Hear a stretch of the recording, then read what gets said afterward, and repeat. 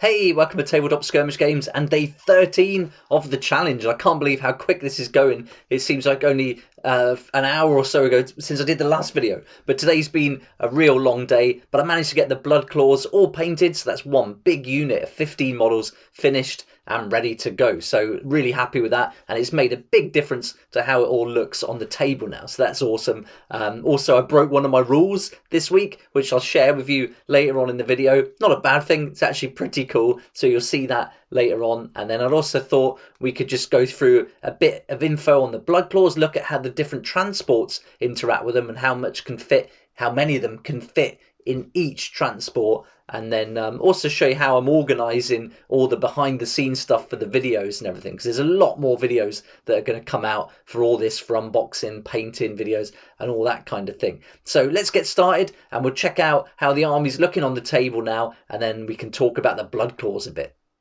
Here we are at the table again, and I've moved things around a bit just to mix it up and also to organise it a little bit more. Now I'm getting all the painted models at the back, and so as they get painted they'll work their way from the front tray to the back tray. And so here at the front I've also put all the bases in front of the different models, just so I know I've definitely got enough and I'm good to go. Although, as you'll see later on in the video, I've got to make one more base for an extra character now. But here's where things are really starting to look cool now. I've got lots of units made. So we've got the 2 Fenrisian Wolves, the Crows, the 2 Cavalry units, and now the Blood Claws as well. So it's really starting to look like a bit of an army already. So I'm really happy to see it all laid out like this. Just looks great. And also very happy to get these blood claws all finished and painted up, and they took a lot longer than I thought they would. I keep underestimating how long everything's going to take, but I was determined to finish the whole pack of 15 models today, and so yeah, really pleased I got those finished. And they got tons of character for quite old models. I was really happy with these and all the different faces, so many to choose from, lots of options, and so yeah, really happy with that. I've got the special weapons, I've made them a little bit different and given them some different shoulder markings. And I've also given them this little piece on the top of the backpack, the kind of claw, and I'm calling it a bear claw. So if anyone with a specialist weapon will have the bear claw, and they'll be part of the bear pack. And so that's an idea I've worked on. And then it's also going to be easier when I play. I'll know that I've got one of those specialist weapons in the different packs. And so all these blood claws are finished except one tiny bit to do, and that's just the plasma pistol. I've got to do the plasma part of this, and I'm going to do all the plasma weapons at the same time, and then I haven't got many in the army, but I'm going to do them all at the same time, and then I'll do a video about how I do that as well. So the way I painted these are very similar, almost identical to the cavalry riders, except for the different colours on the pauldrons. But I'll just show you how I did the hair and the face, because that might be worth watching. So I used some Guilliman flesh, and I'm just going to give one coat all over, and I just start in the recesses, and I try and start and end my brush strokes where I want most of the paint to build up and where I want it to be darker. And then on this raised area, like the forehead, I try not to have so much paint there. So just pushing and pulling it around with a brush really gets it to where you want it to go. And yeah, this contrast paint's great. One coat, and that's all I'm going to do on the face. I'm not going to mess around with eyes or anything like that. Then I took some contrast Gryph-hound orange, and this is for the hair. And so the blood claws are all going to have orange hair, and then the grey hunters, when they move up a rank to the grey hunters, their hair is going to get lighter, like a more blonde colour. And then when they get to the wolf guard, which will also be the cavalry, the hair will be grey. And also for the long fangs, I think I'm going to do them with grey hair as well. But just one coat of this orange is all that's needed. Then when it was dry and I did all the dry brushing on the whole model, I just went really lightly over the tips of the hair where I thought the frost would gather, a little bit on the face, and then just went back in and just did a little bit more there on the kind of raised areas of the face just to catch it and give it that frosty look. So yeah, really nice and simple, but I'm happy for the amount of effort, the result I got from it. The blood claws are really interesting. You can have up to 15 of them in the pack, and you can also have a Wolfguard pack leader or Wolfguard Terminator pack leader if you want to, and that's going to give you some different benefits, which we'll go into later in a different video.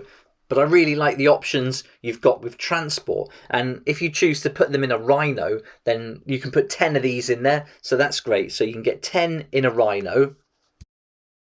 In a Razorback, you're only going to get 6 in there, so that limits how many you want. And really, you want these as a big pack. I think having that option, I really want to use it. And I think this is where the Stormwolf option of either the Stormfang gunship or the Stormwolf is a really good way to go. So if you go for a Stormwolf, this can take 16 Space Wolves infantry in total. So you can get all 15 of the Bloodclaws in there.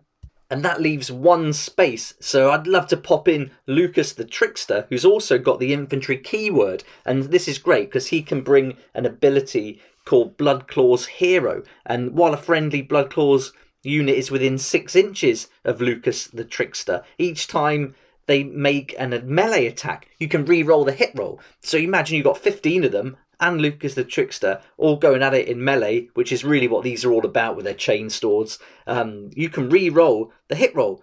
So that's amazing. So this is really cool. So yeah, that's my plan for this. Really get 16 of them in there. Get them right in amongst the enemy. I don't think the Stormwolf's going to last long in the battle, but once they pile out and start getting stuck in, they're going to do some serious damage. And Lucas the Trickster is a real fun character as well. So combining him with 15 of the Bloodclaws, I think is going to be a real fun tactic to play out.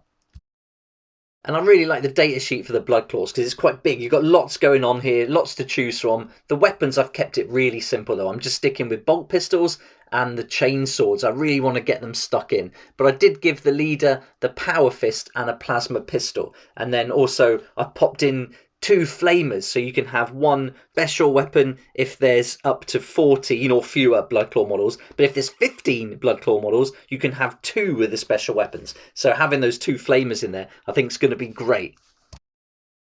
So there we go, that's the Bloodclaws, big unit, 15 models, all done, so really happy with that. But I've also done some other things. I finished just dry brushing the rims of the bases for the Thunderwolf cavalry, and I also glued on the piece that's going to hold up the Stormfang gunship as well. I finished off Logan Grimnar's base, so that's all good as well. That's going to be disguised, that magnet, once his foot's on there. So that's great. So that's all blended in. I put some snow on it as well, just to see what that would look like. And so he can stand on that. And just need to paint him now. Also ordered some brushes that arrived today, some more of these very vegan makeup brushes, and these are perfect for dry brushing. I think they're fantastic. I mean, I've had this one for over a year and it's done so many models and a great job, but it needs a refresh. So it's only £2.39, and to last a year, to do what? I've pretty much used it on all the terrain that I've made, and like tons of models, almost 600 models. So yeah, really worth the money, and I think these makeup brushes are fantastic. So I broke one of my rules. I said I wouldn't buy any more miniatures until this army was finished, but I had to get this one. It's Ragnar Blackmane, but it's the old school version, and so this is the fine cast version. So I thought we could just unbox it real quick and take a look. It's a real funny looking model. Certainly not as good as the new Primaris version, but I have to stick with Firstborn. I think they're fun looking models, and so here he is, Ragnar Blackmane, and it's an odd stance. It's very just like his arms out to the side, pretty much upright. Not an awful lot going on, not dynamic at all. But I think it's going to fit in with the army and look really cool. So I might do the base just to give him a little bit more height, just to add something maybe. I don't know. I probably will. I'll probably just keep it as I've done all the other bases. But yeah, here he is. So we'll get him open. We'll have a look close up. So here he is up close now. And there's some decent detail on this. It's a really old model, but it's great. It looks so cool. And I'm going to paint him with like blonde hair, because a lot of the older pictures have got him with blonde hair, and I'm going to do the fur in like a dark black, but the hair blonde. So I'm going to stick with the old school traditional version. I think that'd be really fun. But he's got some great abilities. One's called Berserker Rage, where he can make 3 additional attacks instead of 1 as a result of its shock assault ability. But he can already make 7 attacks, and with his melee weapon, which is Frostfang, the sword, that's strength +2, AP -4, damage 2. So he's going to be pretty serious when he gets stuck in. And then with the auras he gives as well, he's got like 3. One's called Warhowl, Rite of the Passage, and Battle Lust. There's lots he can do here. And he also has Belt of Rust, which will give him a 4+ invulnerable save. So really great stats. The data sheet's awesome in the codex. And so yeah, I've gone with the old model, but I'll use that just to represent, because in the book it's for the Primaris model, but I'm going to use the stats for this older version. And here he is next to Niall's Stormcaller, and you can see just how like big he is. So yeah, really fun model, and got to get rid of this base though, it's too small, so I'll make another one of these for him and then he'll be good to go. So right up to day 13 now, and I'm really starting to get quite a lot of footage going on, so I thought I'd just show you how it's all organised. Maybe you're interested in this, I don't know, and perhaps you're interested in how I kind of run the channel and how I make the videos, that kind of thing. So if you've ever got any questions, just add them in the comment section below, and if I can have the answer or I can help in any way, then I'd be more than happy to. So yeah, if you're interested in that side of things, just let me know and I can include a little bit of that as we go through this series as well, because it's all behind the scenes and that's part of the whole process as well. So as I'm going through it, I'm collecting and filming pretty much every step of the way. So I've got like unboxing videos here for all the different sets. So we've got 14 altogether. So I'll just keep all the clips there. And then what I'll do is once I've got them painted, I'll complete that video. So I basically unboxed it here. I run through all the sprues and all the contents, and then once it's painted, I can take some nice photos and run through all the different build options, because with the Dreadnought here, I've got all 3 options built, so I can go through all that. So that's going to be pretty cool. So each one of these will be turned into a video at the end of this series, maybe even a couple before the 30 days are up. We'll have to wait and see. So that's really cool. So that's the unboxing ones. And then as I'm getting everything painted, I'm just putting it into different folders as well. And then I can start doing the videos for that. And so the painting crows, that's finished right from the start to the base being painted. So that could be made into a video now already. And so, yeah, as I do each unit that I've done an unboxing video for, I'll also do a painting video as well. And then also include things like how I've magnetized the different things. So I've got all the videos here for magnetizing Logan Grimnar. So there's just a little sneak peek about how I keep all the footage organised. And yeah, if you want to know anything else about how I make the actual videos, then just let me know. Just ask in the comments and I'll be more than happy to answer. There we go, that's everything for day 13, and thanks again for following along with the series. It's really cool to have you coming here and watching what I'm up to, and I love reading all your comments as well. So if you've got any questions, just add them down below. That'd be awesome. So tomorrow I'm looking at going for maybe the Grey Hunters, or I might mix it up completely and just do another element of the army. I'm not quite sure yet. We'll wait and see how I feel when I get up. But I've stayed up way too late today, so I'm glad to get this video finished so I can get to bed, and I'll see you here again tomorrow. So thanks so much for watching. Please like if you like it, subscribe for more videos like this, and don't forget to hit the notification bell to join me next time on Tabletop Skirmish Games.